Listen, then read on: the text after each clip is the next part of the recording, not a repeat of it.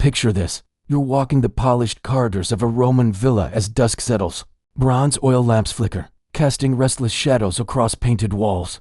Beyond sheer linen partitions, you catch the low murmur of Otomina and her handmaids, whispering about tomorrow's beauty rites. The air is thick with the sweetness of rose oil, the smoky tang of incense, and something else sharp, metallic, almost foreboding. A senator's wife steps from her private rooms, her skin pale with lead-based powder, her lips stained deep crimson with mercury-laced pigment that will, over years, seep poison into her veins. She glides toward her husband's study where honored guests wait. Yet every measured step is heavy with customs so far from modern experience.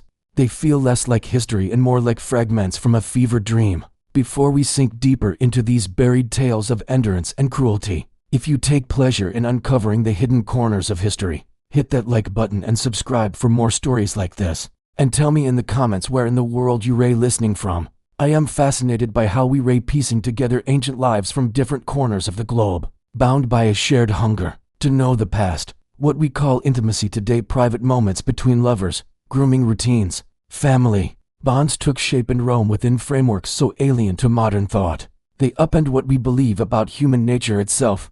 These weren't oddities or rare scandals. They were part of the weave of daily life, reinforced by law, faith, and custom, forming a civilization where power, gender, and sexuality played by rules that would both repel and captivate us in equal measure. In 79 AD, when Mount Vesuvius smothered Pompeii beneath a suffocating shroud of ash, it froze not only bodies and buildings in place, but the private traces of lives rarely spoken of openly. Archaeologists have uncovered sleeping chambers adorned with explicit frescoes, bathhouses humming with rigid social codes, and hidden alcoves where the boundaries between indulgence, pain, and power dissolved into one another. These spaces whisper of a world where desire and dominance were entwined, and where what happened in the most secluded rooms could mirror the hierarchies that ruled the streets outside. Consider the Roman ideal of pudicity, often translated as modesty or chastity, but carrying far more nuance. For Roman women, pudicity was less about personal virtue and more about maintaining the precise equilibrium of openness and restraint their rank demanded. A senator's wife was expected to be sexually available to her husband, yet utterly out of reach to other men, not from personal preference, but as a reflection of her husband's status and political image.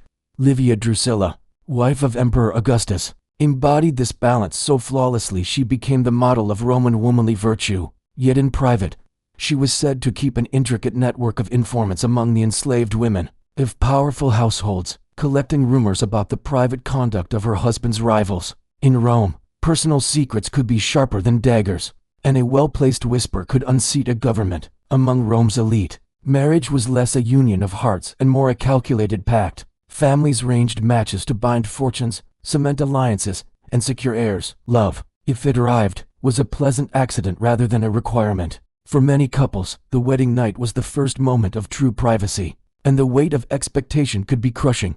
Writing in 97 AD, Pliny the Younger described one such night. A girl of barely 14, trembling as her mother and aunts dressed her for the ritual that would turn her from child to wife in a matter of hours. Her husband, 20 years older, waited in the next room while elder women explained duties she could scarcely understand. The bed, blessed by the household gods, had been sprinkled with sacred water and draped in red cloth chosen to hide the physical signs of her innocence. And Roman sexual norms recognized categories of people rather than simply male and female, citizen, foreigner, freed person, slave. Each stood in a specific tier of a hierarchy that dictated not only status, but acceptable sexual conduct. A freeborn Roman man could engage with slaves, prostitutes, or foreigners without scandal, but touching the wife or daughter of another citizen could mean ruin or death. Gaius Silius learned this in 48 AD when he married Valeria Messalina, the sitting emperor's wife, during Claudius's absence. Whether the union counted under the law mattered little compared to the political insult it represented. When Claudius returned, both Silius and Messalina were executed not so much for adultery, but for daring to threaten imperial power through their liaison. Slavery layered another level of complexity onto Rome's intimate world. Household slaves were legally seen as extensions of their owner's body available for sexual use, without consent or recourse. Wealthy households often kept specialists for various forms of personal service, attendants for beauty treatments, cubiculary for bedchamber duties, concubines for ongoing sexual access alongside a legal wife. Marcus Crassus, among Rome's richest men in the 1st century BC, was said to keep more than 500 slaves in his city home alone. Many were chosen for physical appeal and trained in skills that reached far beyond household chores. Contemporary accounts hint at evening entertainments where enslaved performers offered not only music and poetry, but acts that blurred the lines between leisure, worship, and exploitation.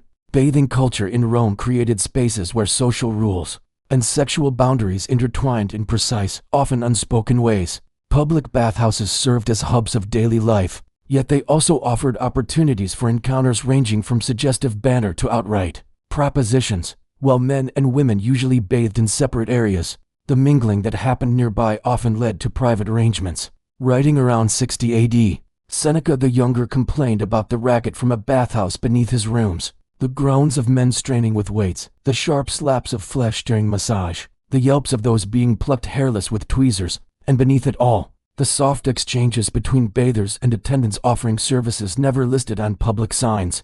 His irritation reveals how seamlessly commercial sex blended into Rome's public spaces.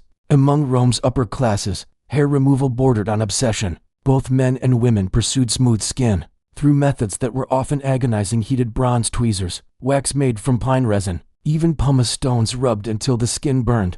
Wealthy households employed slaves called alipolari, whose sole task was to strip away every trace of body hair using these harsh tools. Martial, the Spanish-born poet of the 1st century AD, described watching a senator's wife endure such a session. She lay still while her servant worked, plucking each hair from her arms, legs, and most private areas, her face composed in the stoic mask expected of a matron. Silent tears streaked her cheeks, but she made no sound. Hours later, her skin was raw and bleeding, yet considered flawlessly fashionable. Cosmetics in ancient Rome often contained substances we now recognize as lethal. The pale complexion prized by elite women came from white lead carbonate, which, over years, caused nerve damage, infertility, and death. Rouge made with mercury compounds gave lips and cheeks a rich crimson, while slowly eroding the nervous system. Kohl for lining the eyes contained antimony and other poisons. Ovid, in his Ars Amatoria around 02 AD, offered beauty instructions that now read like formulas for slow self-destructs. Mix white lead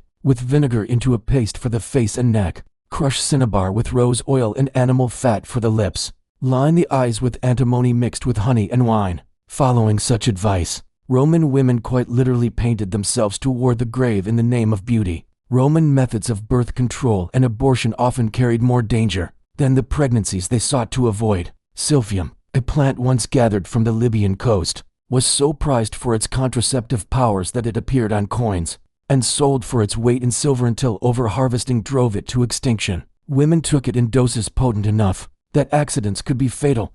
Cyrenus of Ephesus, a Greek physician practicing in 2nd century Rome, listed other methods: wool soaked in honey, cedar resin, or vinegar placed before intercourse, potions of copper salts, rust, or powdered insects, violent exercise, hot baths, even deliberate falls. Abortion, though legal, was equally dangerous. Toxic herbs like pennyroyal or sevin induced miscarriage by poisoning the whole body, while surgical attempts with bronze tools risked infection, hemorrhage, and death. Pliny the Elder recorded one case from the mid-1st century AD, in which a woman of high rank sought to end a pregnancy to conceal an affair. Her physician administered a brew of myrrh, saffron, and wormwood, ingredients believed to cleanse the womb. The potion triggered intense labor-like pains that lasted 3 days, during which she drifted between consciousness and delirium. She miscarried, but the hemorrhaging didn't stop. Despite every remedy at the household's disposal: cold compresses, wine to dull her agony, prayers to Diana, she bled to death before sunrise. Pliny offered no moral judgment, only a clinical note that her beauty had been legendary, and that her end was both remarkable and instructive. For him, the tragedy was a cautionary tale about tampering with the body's natural order. Symbolic imagery saturated Roman domestic life to an extent that can still surprise modern viewers. Bedrooms and dining rooms often displayed frescoes of couples in explicit embraces, not as hidden vice, but as celebration of fertility, pleasure, and abundance. Lamps, drinking cups, and even wind chimes took shapes that left nothing to the imagination. Excavations at Pompeii have uncovered bronze tintinnabula hanging charms combining phalluses with wings, bells, or animal heads hung over doorways to ward off evil and invite good fortune. One well-preserved bedroom scene shows a woman straddling a man while playing the lyre, blending sensuality with music in a way that turns the act into both entertainment and performance. These images served as conversation pieces, status symbols, and reminders of the household's embrace of Venus's domain. Banquets in elite Roman circles were staged as displays of wealth, taste, and power, and sometimes as orchestrated theater of seduction. Guests reclined on couches in mixed company, attended by servants who poured wine, played music, and occasionally acted as discreet companions for more private diversions. Some dinners included performers whose acts blended acrobatics, song, and erotic dance, blurring the line between art and provocation.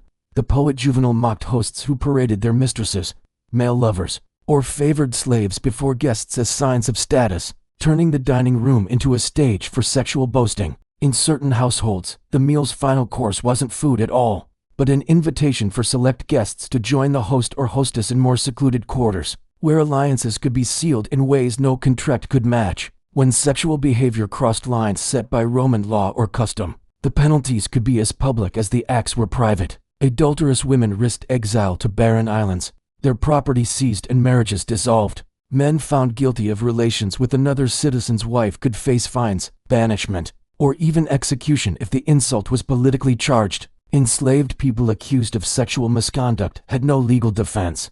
Punishments ranged from branding to death by crucifixion. In one notorious 2nd century BC case, a Vestal virgin named Amelia was buried alive after being accused of breaking her vow of chastity, an offense seen not just as moral failure, but as a threat to Rome's pact with its gods. Such punishments were staged to send a message. Private desire was no shield against public shame. Some figures in Roman history defied these boundaries so completely that their names became synonymous with excess. Emperor Elagabalus, who ruled from 218 to 222 AD, openly challenged norms of gender and sexuality. Ancient writers claim he took both male and female lovers, married multiple times to partners of both sexes, and even offered vast sums to any physician who could surgically alter his body to resemble that of a woman. He hosted feasts where the courses included edible imitations of human anatomy, and where the after-dinner entertainment blurred into ritualized orgy. While some details are surely colored by hostile sources, even his enemies admitted his behavior unsettled Rome's rigid hierarchy of roles. In their eyes, Elagabalus's true crime was not indulgence, but the audacity to live outside its prescribed order. The intimate world of ancient Rome wasn't a shadow life hidden behind closed doors. It was woven into the fabric of politics, religion, and social rank. Love and lust, duty and dominance, beauty and brutality often occupied the same space, each reinforcing the other. For Romans, the body was both a personal possession and a public statement, its adornment, discipline, and exposure shaped by the demands of status and tradition. From the marble halls of emperors to the cramped quarters of slaves, the rules governing touch and desire revealed not only who held power, but how it was exercised at the most personal level. To study these customs is to step into a world at once alien and familiar, where human longing moved to rhythms we can recognize even if the steps now feel impossibly strange.